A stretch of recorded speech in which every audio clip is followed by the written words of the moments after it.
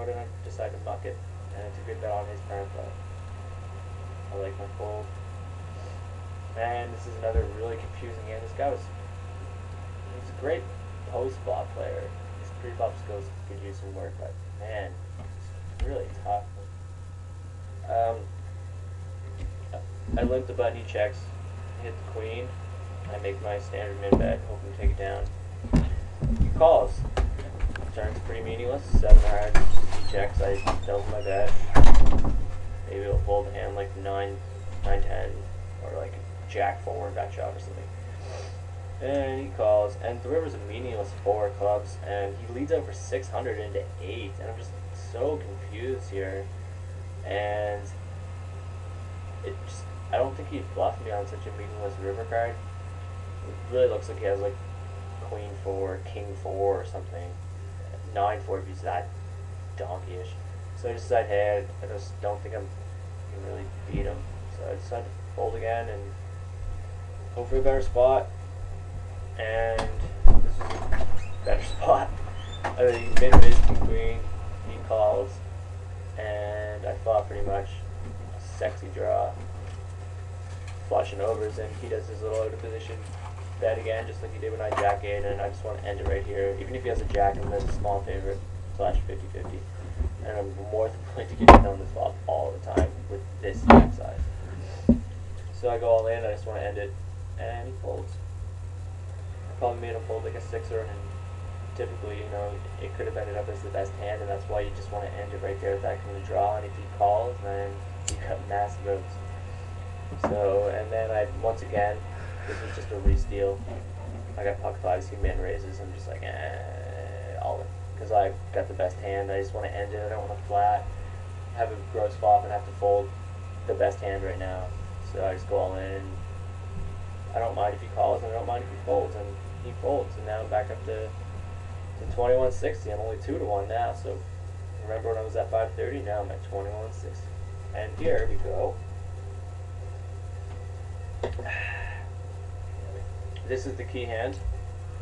Usually late in a heads up any tournament, heads up, I will limp with any 2 suited cards from the button, hoping that he won't raise, and you never raise out of position, which allowed me to see a lot of cheap flops, and here it is. Great flop, ace high flop. It's usually hard to continue without an ace, and I pretty much know he doesn't have an ace. So I semi-bluff here with my dime draw. Min bet, he calls. You know, he's a tough guy.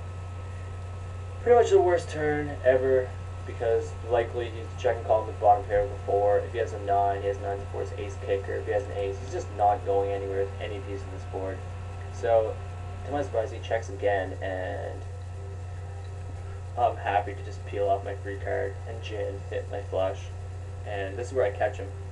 He pots it, and I'm just like, hey, sweet, I'm loving it. I get a flush here, and if he has a 4 without a tight, I'm doubling up.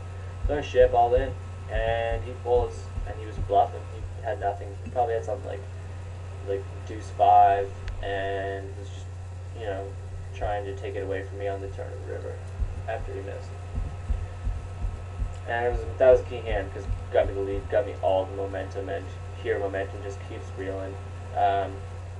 Ace 3, probably the best hand here, good blinds, but against some players I would raise this hand, but against Ninja Cod, I don't want to raise to 6 or 800, have him go all in, make me fold, or have him flat and then whiff the flop, and then you know, have him put substantial pressure on me because he's such a tough player in position and he's not afraid to just put the chips in. So I decided to check with my ace 3, and I hit an absolutely orgasmic flop. Top pair, nut flush draw. I mean, Alex Serwan's favorite flop for sure. Anyway, it's important to slow play these flops because you have nothing to worry about other than giving up a gut shot of like king, queen, etc. I don't care. I did not flush draw top pair, so I check and he checks, and I'm okay with that. Turn is beautiful. I have 3 aces, disguises my hand even more because it's less likely I have an ace.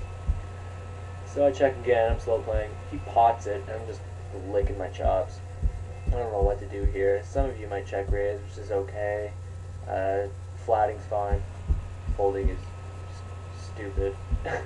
So I just flat, hope he's gonna bet big on the river again because he's that kind of guy who just keep firing, double barreling you. So the river's pretty much meaningless. I'm not really afraid of it.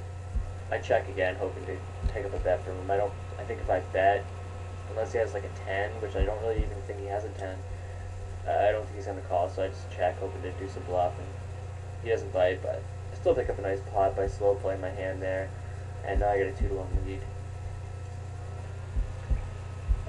This was kind of ironic because earlier in the match, he tried to trap me with ace jack, and it didn't work. And now I try to trap him with ace jack, and it doesn't work. I limp, hoping he goes all in. I'm obviously going to call. Comes 3-5-10. I totally whip it, and this is where you just don't get fancy with your hand. I mean, don't be ashamed if you try a trap and it doesn't work. You just have to abort mission. And here he pots it on me, and I'm just like, hey, I think he's going to commit with any draw, any 5, any 3. I think he's going to commit here. It just looks like he has a 10, and I'm not going to run 6 outs against him for 1840. So I knock my jack and swallow my pride. This is another patient hand, and props to Ninja God for putting good pressure on your opponent.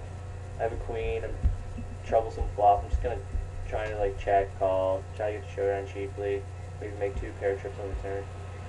I check. He bets. I call. I'm not giving up a queen on this board, regardless, for 1 bet. I check again, hoping to get to the river, and he keeps firing. I just say, hey, I'm not gonna pull off chips here and cross my fingers and hope my queen's the best. I lose to queen 10 or better, lose to a king, lose to 4-8, flush, etc. So I just fuck it. I don't need to take risks here with my stack and give away chips. This hand here, 5-8, my favorite hand to limp on the button. Props to Gavin Smith. World Series of Poker. He limp calls with 5-8 and then makes a super call on the river with like a pair of 8s or something, and it's like one of my favorite hands. So I always limp this hand. I just don't know why. I just love it. And I limp, he checks, flops crap. Well, for me. Anyway, he checks, I just like take a stab with nothing. But he calls.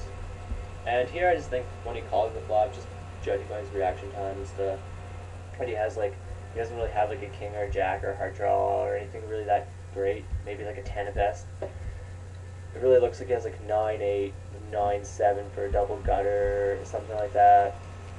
And when the turn comes to 5, I pretty much think I have the best hand, but if he has like 9-7 with a heart, I just want to play pot control. So he checks and I check with my 5 and I make 3 5s on the river. And I know I'm good now. But regardless of this hand, even though I'm lucky for hitting trips, I'm gonna either check down the best hand on the river or just bet and take it down anyway because I feel he's weak. So he checks, I bet, and he folds. So I got all the momentum now and I'm just feeling great. And this is it. This is the winning hand right here. I got queens, and it's important not to slow play at the later stages of this tournament because you can't really take the risk of getting outflopped or getting faced with a tough decision. So he limps, and I raised the 6 under, and it's kind of funny because I raised 2 times out of position the whole match. I'm not trying to be unpredictable. Once I had aces, which I lost, and this time I was queen. And it's kind of stupid on Ninja God's part that he doesn't pick up on this. Because he just limp ships all in. I think he's just frustrated and just wants to gamble and try to get lucky and beat me because I'm totally outplaying him now, even though he outplayed me earlier. So he goes all in, and I love it. I snap all the queens. I know I'm good. And he has king 10. See the percentages? And he whips the flop, and it's over. It's over. And that, my friends, is how you make the greatest comeback of heads-up century. And that is how you become the #1 heads-up player in the world. That is how you win poker tournaments. Never give up. Stay patient. Stay resilient. Wait for your spots. Wait for your hands. And then extract the value. This is Nicholas Maine, a.k.a. Gus Herbert, signing out. Cheers.